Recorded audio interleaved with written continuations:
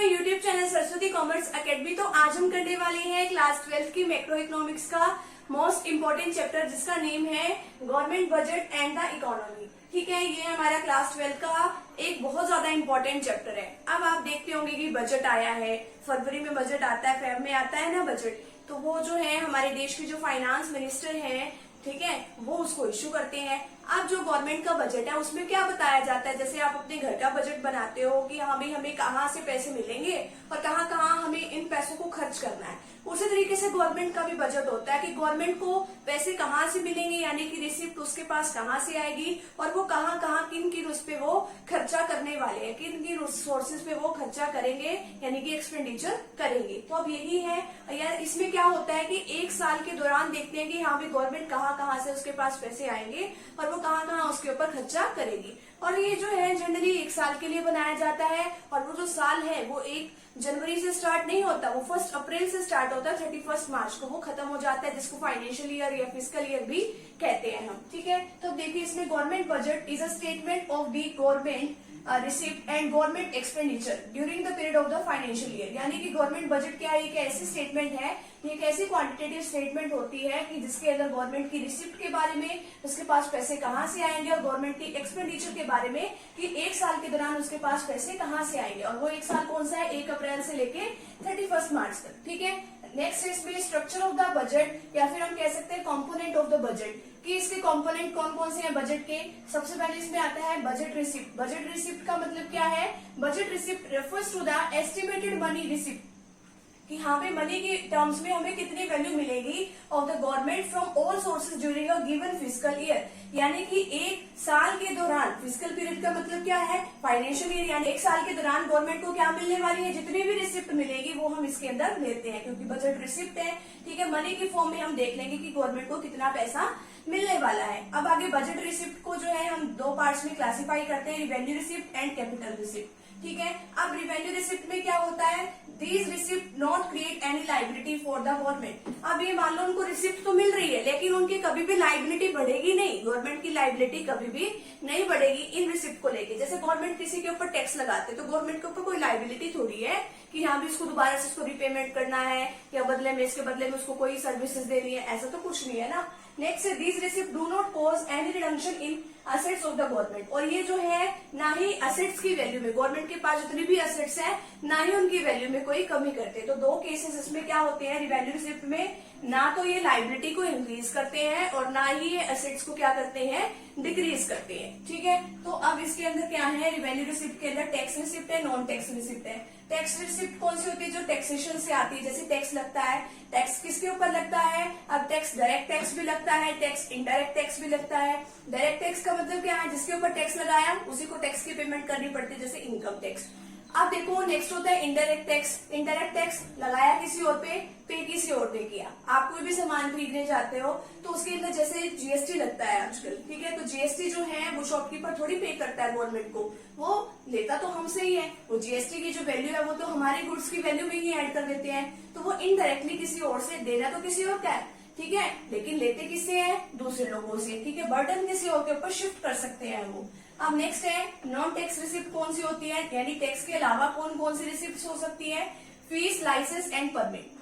अब अगर आप गवर्नमेंट से कोई भी मान लो सर्विस ले रही हो, ठीक है, आपने कोई भी गवर्नमेंट से सर्विस ली, तो उसके बदले में आपको उसके क्या देनी पड़ेगी, फीस देनी पड़ेगी। तो फीस तो जो है वो देनी ही पड़ेगी, और इसके बदले में लेकिन आपने क्या ले ली, सर्विसेज ली है। ठीक है, अब लाइसेंस क्या है, आपको गवर्नमेंट से किसी बात की परमिशन लेनी है। अब आप गवर्नमेंट से अगर किसी बात की परमिशन लेते हो, जैसे ड्राइविंग लाइसेंस वगैरह बनता है, तो उसके बदले में जो है आपको पेमेंट तो करनी पड़ेगी ना, तो गवर्नमेंट के पास तो पैसे जाएंगे। ठीक है, तो इस तरीके से जो लाइसेंस वगैरह है वो इशू होता है, लेकिन इसके बदले में आपको कोई सर्विस नहीं दी जाती है। ठीक है, अब आगे क्या है, fines and penalty. Fine and penalty का मतलब क्या है कि हाँ भाई अगर आपने कुछ फॉलो नहीं किए, कुछ रूल्स फॉलो नहीं किए, तो गवर्नमेंट आपके ऊपर क्या लगा देती है, फाइन लगा देती है या पेनल्टी लगा देती है। तो भी इसके पास, गवर्नमेंट के पास तो पैसे आएंगे ना। जैसे कि ट्रैफिक रूल्स को फॉलो अगर हम ना करें, तो जो है हमारे ऊपर फाइन लगता है। नेक्स्ट है एस्टीट। एस्टीट का मतलब क्या है कि अगर मान लो किसी की अच्छी खासी जमीन जायदाद है और उसका आगे कोई वाली वारिस है ही नहीं है, ठीक है, तो अब उसमें क्या होगा, उस सिनेरियो में तो वो जो सारी असेट्स जो उस पर्सन की थी, ठीक है, आगे उसकी तो कोई है ही नहीं है, उसका कोई नॉमिनी है ही नहीं, किसी के पास वो असेट्स ट्रांसफर ही नहीं होगी, तो वो सारा किसके अंदर चला जाएगा, सारा किसके अंदर चला जाएगा, वो गवर्नमेंट के अंदर चला जाएगा, ठीक है। उसकी जितनी भी एसेट्स वगैरह होंगी तो गवर्नमेंट को तो फ्री में ही मिल गया। नेक्स्ट है इनकम फ्रॉम पब्लिक एंटरप्राइजेस। बहुत सारे पब्लिक एंटरप्राइजेस होते हैं, तो उससे रिलेटेड जो इनकम है वो भी किसके पास जाएगी, वो जाएगी गवर्नमेंट के पास, ठीक है। अब गवर्नमेंट की जैसे इलेक्ट्रिसिटी डिपार्टमेंट है, वाटर डिपार्टमेंट है, या अलग अलग रेलवे डिपार्टमेंट है, तो उससे रिलेटेड जितने भी रिसिप्ट है, जो पैसे आते हैं, वो गवर्नमेंट के पास जाते हैं, खर्चा भी वही करती है। नेक्स्ट है गिफ्ट एंड ग्रांट्स। अगर गवर्नमेंट को किसी से दूसरी कंट्री से कोई गिफ्ट मिले हैं या ग्रांट मिली है, तो वो सारा का सारा किसके पास जाता है, वो सारा का सारा पैसा जो है वो गवर्नमेंट के पास चला जाता है, ठीक है। तो यहाँ तक का फटाफट से आप अभी स्क्रीनशॉट ले लीजिए, आगे का जो पार्ट है वो अभी हम डिस्कस कर लेते हैं। टैक्स जो कि है हमारा मोस्ट इम्पोर्टेंट टॉपिक, तो अब हम इस वीडियो में टैक्स के बारे में डिस्कस करेंगे। अब टैक्स क्या है, अब tax is a compulsory payment. अब ये कंपलसरी पेमेंट है, जिसके ऊपर लगाया उसको तो पूरा करना ही पड़ेगा। अब जैसे डायरेक्ट टैक्स है, डायरेक्ट टैक्स का मतलब क्या होता है, जिसके ऊपर लगाया उसको भी करना पड़ेगा। इनकम टैक्स जैसे कि लगता है, जिसकी इनकम ज्यादा होगी उसके ऊपर टैक्स लगता है ना, तो वो जो है वो पर्सन गवर्नमेंट को क्या देगा, टैक्स देगा। तो इस तरीके से हम कह सकते हैं कि tax is a compulsory payment made by the people. अब ये जो है टैक्स की पेमेंट कौन करता है, पीपल एंड द कंपनीज। अब ये करेंगे किसको, to the government without reference to direct benefit in return. अब ये नहीं है कि हाँ भाई इन्होंने टैक्स पे किया है तो इनको सरकार से कोई जो है डायरेक्ट कोई बेनिफिट होगा, ऐसा कोई बेनिफिट इनको नहीं मिलता है कि डायरेक्टली इनको बेनिफिट गवर्नमेंट दे, ठीक है। तो टैक्स का मतलब क्या है, टैक्स एक ऐसी कंपलसरी पेमेंट है कि जो कि लोगों के द्वारा या कोई कंपनी या कोई इंस्टीट्यूशन के द्वारा गवर्नमेंट को पे किया जाता है, लेकिन इसके बदले में इनको कोई डायरेक्ट बेनिफिट नहीं मिलता है बदले में। नेक्स्ट इसकी फीचर्स, कंपलसरी पेमेंट है, जिसके ऊपर लगाया उसको पेमेंट करनी पड़ेगी। नेक्स्ट है पब्लिक वेलफेयर। पब्लिक वेलफेयर का मतलब क्या होता है कि हाँ भाई जो इनसे जो गवर्नमेंट को टैक्स के तौर पे जितना भी पैसा मिला है वो गवर्नमेंट आगे जो है पब्लिक वेलफेयर, सोसाइटी के लिए, सोसाइटी के डेवलपमेंट के लिए खर्च करती है। Next legal procedure. अब ये जो टैक्स लेने देने का काम होता है ना, अभी जैसे गवर्नमेंट के पास टैक्स जमा कराना है, वो भी एक लीगल प्रोसीजर के साथ होगा। कितनी रेट से जमा कराना है वो सारा कुछ जो उसके अंदर मेंशन होता है। Next payment of taxes is personal responsibility of an individual. अब जो टैक्सेस के पेमेंट करना वो किसी भी इंडिविजुअल की, इंडिविजुअल का मतलब होता है किसी भी एक पर्सन की पर्सनल रिस्पॉन्सिबिलिटी होती है। नेक्स्ट है टैक्स जो है वो दो पार्ट्स में डिवाइड किया गया है, direct tax and indirect tax. हाँ, डायरेक्ट टैक्स का मतलब क्या है कि जिसके ऊपर टैक्स लगाया उसको ही पे करना पड़ेगा। Direct tax refer to taxes that are imposed on income of individual. Individual का मतलब क्या है कि किसी भी एक पर्सन के ऊपर and companies and are paid directly by them to the government. अभी डायरेक्ट टैक्स एक ऐसा टैक्स होता है कि जो पर्सन है या कोई कंपनी है वो किसको डायरेक्टली पे करती है, गवर्नमेंट को पे करती है। फॉर एग्जाम्पल जैसे इनकम टैक्स है, इंटरेस्ट टैक्स है। नेक्स्ट है इनडायरेक्ट टैक्स। इनडायरेक्ट टैक्स का मतलब कि यहाँ पे जिसके ऊपर टैक्स लगा वो नहीं पे करता गवर्नमेंट को, ठीक है, वो किससे दे देता है, वो आगे जिसने आगे किसी और को सामान सेल कर दिया तो उसको वो जो टैक्स है वो पे करना पड़ेगा। जैसे कि indirect tax is passed on to the consumer by the manufacturer और रिटेलर्स। अब जैसे कि जो शॉपकीपर है वो टैक्स नहीं देता, वो सामान तो ले लेता है, लेकिन आगे जो है आगे कस्टमर जो भी उनके होते हैं आगे उनके ऊपर वो बर्डन शिफ्ट करता रहता है। आप कोई भी सामान खरीद लो मार्केट से, उसके ऊपर कहेंगे कि हाँ भाई जीएसटी इतने % है, ठीक है, तो जो है टैक्स तो हमें देना पड़ता है, वो जो शॉपकीपर है वो थोड़ी टैक्स देता है। Indirect tax is passed on to the consumer by the manufacturer और retailer as part price of a good और services. The consumer is ultimately paying the tax by paying more than the product value. आप देखो कि हाँ भाई एक तो वो प्रोडक्ट की वैल्यू देगा कि प्रोडक्ट की जितनी वैल्यू है उतनी तो उसे देनी है, और साथ में उसके ऊपर जीएसटी और ऐड कर देंगे तो उसको तो जो है ज्यादा अमाउंट की पेमेंट करनी पड़ती है। प्रोडक्ट की वैल्यू तो देनी ही है, लेकिन साथ में जो है वो जीएसटी की वैल्यू भी उसको देनी पड़ती है, ठीक है। तो इसका एक एग्जाम्पल है गुड्स एंड सर्विसेज टैक्स। ये जीएसटी जो है पहले बहुत सारे टैक्सेस होते थे, अब उनको सबको काट के एक टैक्स बना दिया गया है जीएसटी। ये एक इनडायरेक्ट टैक्स का अच्छा एग्जांपल है, यानी कि जिसके ऊपर टैक्स लगा उसको नहीं देना, वो अपना बर्डन आगे किसी और को जो है ट्रांसफर कर देते हैं। इस तरीके से जो टैक्स है वो लगाया जाता है, लेकिन डायरेक्ट टैक्स में ऐसा नहीं होता। और एक इसमें होता है कि हाँ भी प्रोग्रेसिव टैक्स लगता है। प्रोग्रेसिव का मतलब क्या है, जिसकी इनकम ज्यादा उसके ऊपर टैक्स भी ज्यादा, जिसकी इनकम कम उसके ऊपर टैक्स भी कम होता है। ठीक है, तो इस तरीके से जो रिच पर्सन है उनके ऊपर ज्यादा टैक्स लगता है, जो गरीब है उनके ऊपर थोड़ा कम टैक्स लगता है। ठीक है, अलग अलग परसेंटेज रेट होती है, इस तरीके से उनके ऊपर टैक्स लगता है। तो फटाफट से अभी आप इतने का स्क्रीनशॉट ले लीजिए, आगे इनके डिफरेंस के बारे में डिस्कस करेंगे। नेक्स्ट टॉपिक है हमारे पास difference between direct tax and indirect tax. अब डायरेक्ट टैक्स और इनडायरेक्ट टैक्स में क्या डिफरेंस है।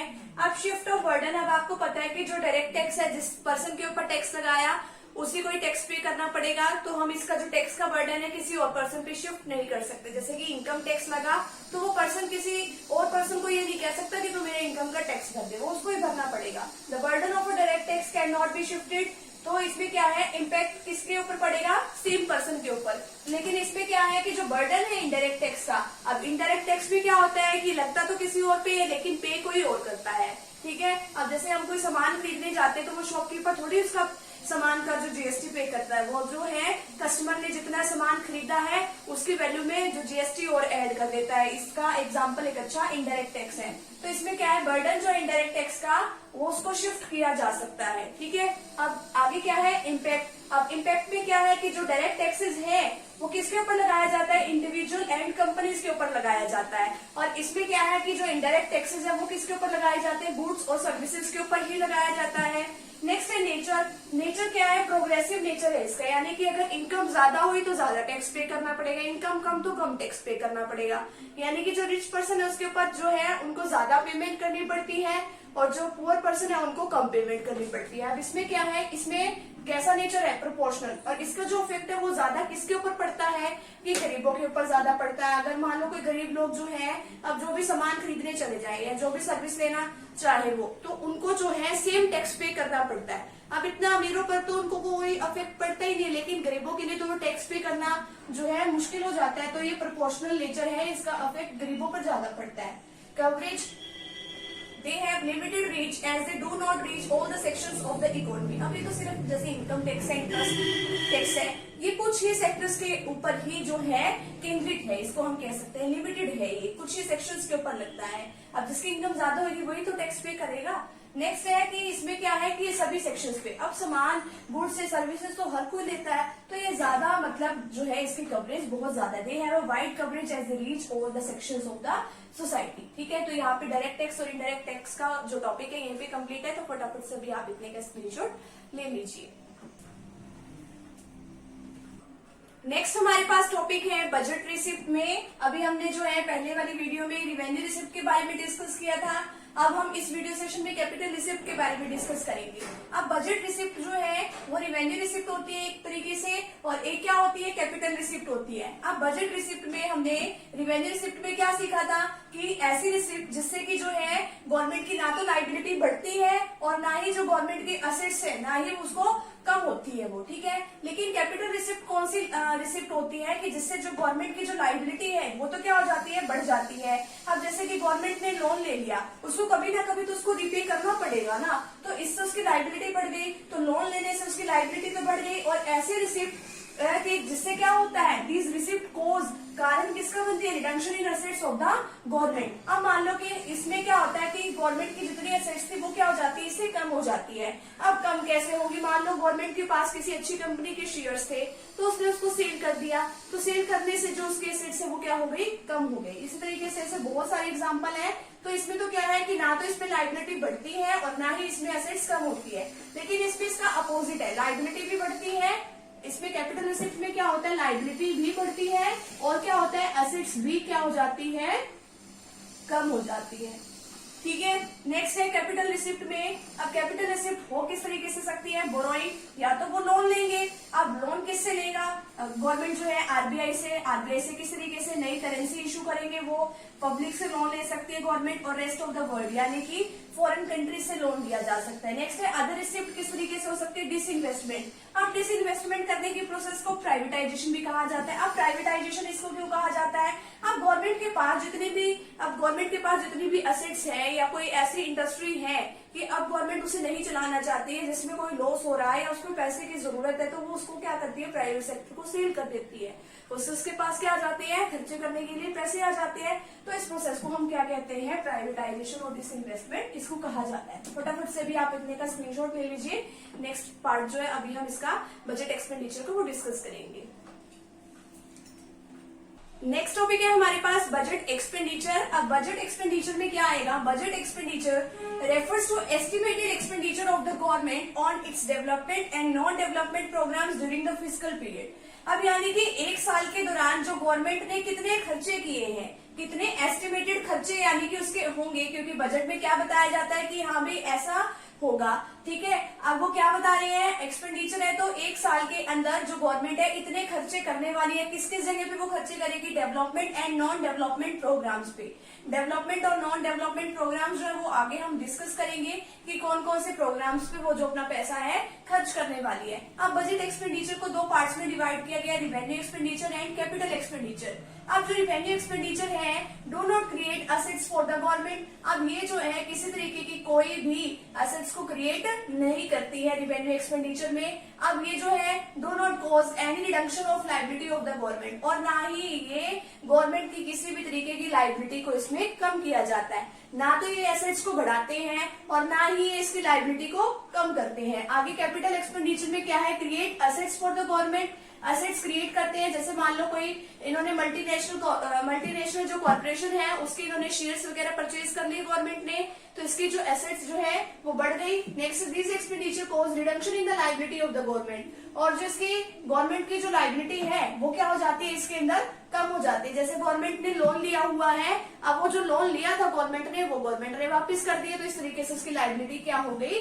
कम हो गई। अब इसमें जो है do not create assets for the government. अब इसने खर्चा तो किया है, खर्चा कैसे कैसे जगह पे किया है, मान लो जो है इसने जो अब यहाँ पे ओल्ड एज लोगों को पेंशन दे दी, सब्सिडी दे दी, इस तरीके का इसने खर्चा किया है। तो इसमें ऐसा तो कुछ नहीं हुआ कि जिससे इसकी एसेट्स इंक्रीज हो, ठीक है। आगे जो इसमें नेक्स्ट टॉपिक है वो क्या है, other type of public expenditure. कौन कौन से टाइप का पब्लिक एक्सपेंडिचर इसके अंदर हुआ है, डेवलपमेंट एक्सपेंडिचर, कि ऐसा खर्चा कि जिससे हमारे देश की क्या हो, डेवलपमेंट हो, ठीक है। अब जैसे कि हेल्थ के सेक्टर में खर्चा किया, मेडिकल सेक्टर में, एजुकेशन सेक्टर में, रोड बनाने में इन्होंने पैसे खर्च किए कि जिससे जो है हमारे देश की इकोनॉमी भी सुधरे, ठीक है, हमारे देश की इकोनॉमिक ग्रोथ भी हो, तो इस तरीके से इन्होंने खर्चा किया है। नेक्स्ट है नॉन डेवलपमेंट एक्सपेंडिचर, यानी कि ऐसी जगह इन्होंने खर्चा नहीं किया कि जिससे हमारे देश की जो है डेवलपमेंट दिखे, ठीक है।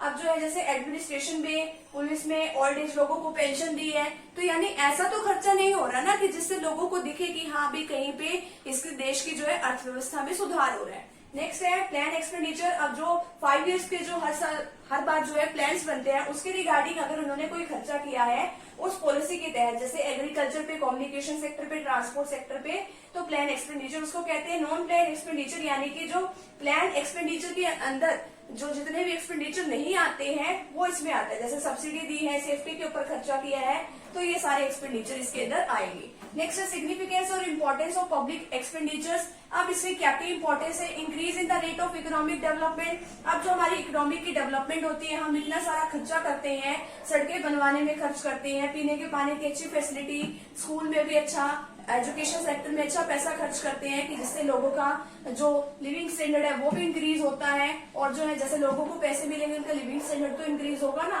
तो इसी तरीके से increase in the rate of economic development भी यही बताया गया है कि हाँ भी इकोनॉमी की क्या होती है, डेवलपमेंट होती है। Next increase in economic welfare. अब ये देखो पब्लिक एक्सपेंडिचर में ये गरीब बच्चों के ऊपर जो है और लेडीज के ऊपर, वुमेन्स के ऊपर पैसा बहुत ज्यादा खर्च करते हैं, एंड शेड्यूल्ड कास्ट के ऊपर बहुत ज्यादा पैसा खर्च करते हैं, तो इकोनॉमिक वेलफेयर भी होता है, यानी लोगों का कल्याण भी होता है। नेक्स्ट है correct depression and checks unemployment. अब ये देखती है कि हाँ भी लोगों को काम मिल जाए, तो इस तरीके से पब्लिक एक्सपेंडिचर बहुत ज्यादा करती है, जैसे डैम्स बनवाना, रोड बनवाना, पुल बनवाना, ताकि इस तरीके के खर्चे क्यों कर रही है, तो यानी देश की तो डेवलपमेंट हो रही और साथ में लोगों को काम भी मिले, काम मिलेगा तो इनकम बढ़ेगी, तो इस तरीके से वो जो है अनएम्प्लॉयमेंट को दूर किया जा सकता है। और अगर उनके पास इनकम आएंगे तो डिमांड करेंगे, तो डिप्रेशन वगैरह उसमें नहीं होंगी। नेक्स्ट है रिडक्शन इन इनइक्वालिटी। इनइक्वालिटी को भी कम किया जाता है। अब जो लोग बेरोजगार हैं उनको भी जो है अलाउंसेस वगैरह दिए जाते हैं, गरीबों की काफी मदद की जाती है, और भी तरीके से काफी हेल्प की जाती है, सब्सिडी दी जाती है, तो ये सारे खर्चे इसमें किए जाते हैं, ठीक है, ताकि जो इंडस्ट्री वगैरह सेटअप हो, ज्यादा से ज्यादा तो ये सारे खर्चे इसमें किए जाते हैं। तो यहाँ पे जो हमारा बजट एक्सपेंडिचर है ये टॉपिक हमारे यहीं पे कंप्लीट है। तो फटाफट से अभी आप इतने का स्क्रीनशॉट ले लीजिए। नेक्स्ट टॉपिक है हमारे पास ऑब्जेक्टिव ऑफ गवर्नमेंट बजट। अब गवर्नमेंट बजट के क्या क्या ऑब्जेक्टिव है, गवर्नमेंट जो बजट है वो क्यों बनाती है, रीएलोकेशन ऑफ रिसोर्सेज। अब रिसोर्सेज का रीएलोकेशन करने के लिए अब जो प्राइवेट सेक्टर है वो तो क्या चाहता है कि हाँ भी मुझे तो ज्यादा से ज्यादा प्रॉफिट अर्न करते हैं, चाहे वो सोसाइटी के लिए बेनिफिशियल हो, वो बिजनेस शेयर चाहे वो ना हो। वो सोचते हैं कि मैं अपने रिसोर्सेज ऐसी जगह पे लगाऊं जहां से मुझे मैक्सिमम प्रॉफिट हो। लेकिन गवर्नमेंट क्या कहती है कि हाँ भाई हमें मैक्सिमम प्रॉफिट भी चाहिए लेकिन जो है सोसाइटी का वेलफेयर भी होना चाहिए। तो गवर्नमेंट क्या करती है कि जो ऐसे काम है कि जिससे जो सोसाइटी को नुकसान होता है तो उसके ऊपर वो ज्यादा से ज्यादा टैक्सेस लगा देती है। जैसे कि सिगरेट है, शराब है, ऐसी चीजें हैं कि यहाँ भी जो सोसाइटी में लोगों की हेल्थ को नुकसान देगी तो इन चीजों के ऊपर गवर्नमेंट क्या करेगी, ज्यादा से ज्यादा टैक्स लगा देगी। तो गवर्नमेंट के पास तो पैसे आएंगे और क्या होगा उसका दूसरा फायदा कि सोसाइटी को नुकसान भी नहीं होगा। वो तो अपनी तरफ से ज्यादा टैक्सेस लगा देती है ना, फिर भी ये काम होते तो है। लेकिन गवर्नमेंट अपने तरीके से ये दोनों केसेस जो है वो चाहती है कि ऐसी बैलेंस की सिचुएशन आए कि जिससे मैक्सिमम प्रॉफिट भी हो और सोसाइटी का वेलफेयर भी हो। नेक्स्ट है रीडिस्ट्रीब्यूशन ऑफ इनकम, कि यहाँ पे रीडिस्ट्रीब्यूशन हो इनकम और वेल्थ का। अब किस तरीके से हो कि सभी लोगों के पास जो है सेम इनकम पहुंचनी चाहिए। गवर्नमेंट के बजट में हमें टैक्सेशन और सब्सिडीज के बारे में बताया गया है कि यहाँ पे जो अमीर लोग हैं उनसे ज्यादा टैक्सेस वगैरह ले सकते हैं और जिन लोगों को हेल्प की जरूरत है, जो नए नए सेक्टर्स लगाना चाहते हैं, नई नई इंडस्ट्री सेटअप करना चाहते हैं, उनको सब्सिडीज वगैरह दी जानी चाहिए। नेक्स्ट है इकोनॉमिक स्टेबिलिटी। अब इकोनॉमिक स्टेबिलिटी में क्या है कि यहाँ पे डिमांड और सप्लाई के बेसिस में मार्केट में सारे काम होते हैं ना। अब इतने पावरफुल टूल है। अब इकोनॉमिक स्टेबिलिटी में क्या है कि यहाँ पे ट्रेड साइकिल जो है वो चलते रहते हैं। कभी सोसाइटी में बूम की सिचुएशन, कभी रिसेशन, कभी डिप्रेशन, ठीक है, तो कभी रिकवरी, ऐसे ऐसी सिचुएशन होती है। तो इन सब केसेस में जो गवर्नमेंट का बजट है वो इन्फ्लेशन और डिफ्लेशन को कंट्रोल करने के लिए किया जाता है। नेक्स्ट है managing public enterprises. Public enterprises को इसमें मैनेज किया जाता है। कुछ ऐसे एंटरप्राइजेस, कुछ ऐसी इंडस्ट्री जो गवर्नमेंट की होती है तो वो ये अच्छे तरीके से मैनेज करने के लिए ये सारे काम करती है। नेक्स्ट क्या है impact of the budget on the economy.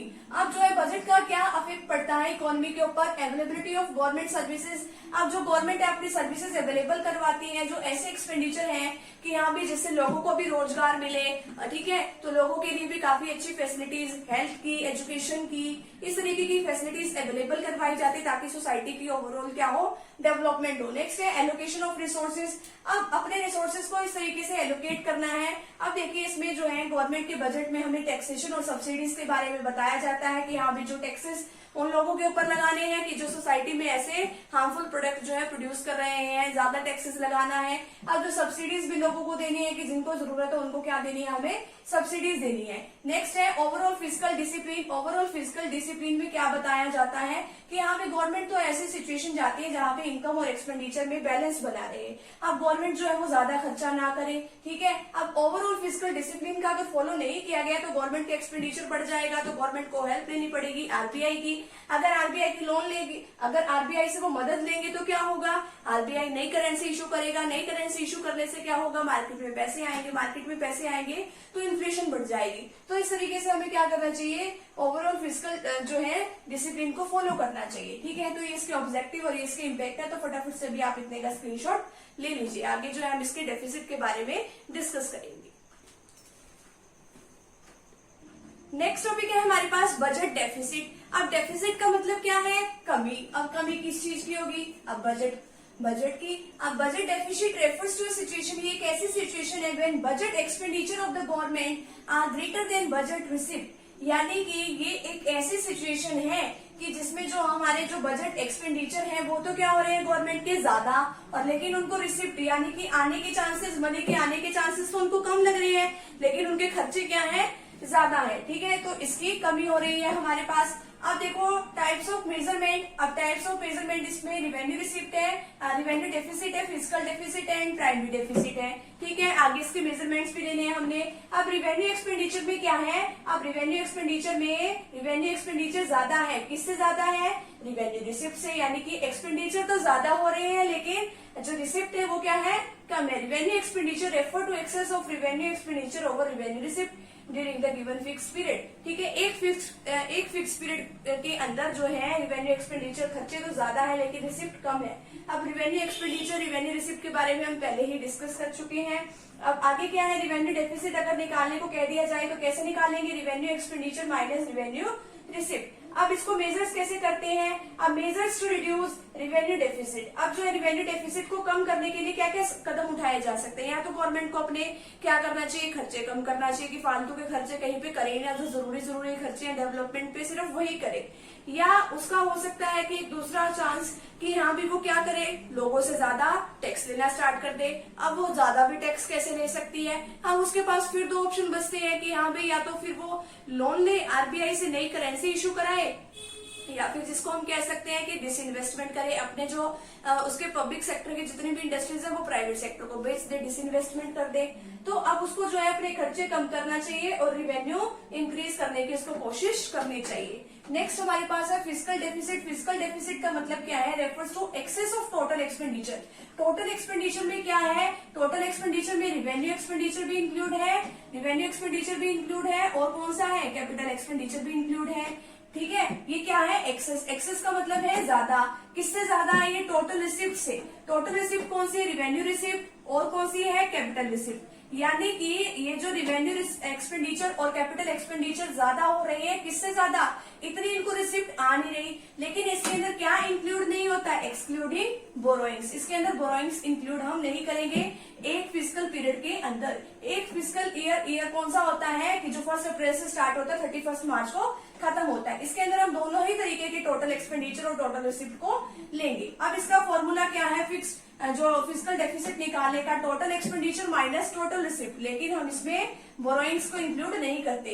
अब इसमें क्या होगा कि महंगाई ज्यादा हो जाएगी अगर हम इस तरीके से लोन लेते हैं। अगर आरबीआई से हम क्या कह रहे हैं बार बार कि यहाँ पे करेंसी इशू, अगर उसने नोट छाप दिए आरबीआई ने, तो गवर्नमेंट जो है आगे मनी में मार्केट में भी सप्लाई करेगी, मार्केट में पैसा ज्यादा आ गया तो क्या होगा कि लोग ज्यादा डिमांड करेंगे, ज्यादा डिमांड करेंगे तो प्राइसेस बढ़ जाएंगे, इन्फ्लेशन आ जाएगी, तो इन्फ्लेशन का रीजन है। आगे क्या है, इंक्रीज इन फॉरेन डिपेंडेंस। हम जो है फॉरेन के ऊपर ज्यादा डिपेंड रहते हैं लोन वगैरह लेने के लिए, फिर हम उनकी गुलामी करते हैं। नेक्स्ट है financial burden for future generation. अब फ्यूचर जनरेशन के लिए भी ये क्या है, फाइनेंशियल बर्डन है। हमारा देश पहले इतने कर्जे में डूबा हुआ है, और भी जो है अगर हम इसी तरीके से लोन लेते रहे तो जो फ्यूचर जनरेशन है उनके ऊपर फाइनेंशियल बर्डन और भी बढ़ जाएगा। आगे क्या है, प्राइमरी डेफिसिट। अब प्राइमरी डेफिसिट क्या है, primary deficit refers to difference between, किस किस के बीच में डिफरेंस है, fiscal deficit of the current year. Fiscal deficit हमने कौन सा लेना है, करंट ईयर का, और जो इंटरेस्ट पेमेंट्स हैं वो कौन सी लेनी है, प्रीवियस ईयर की।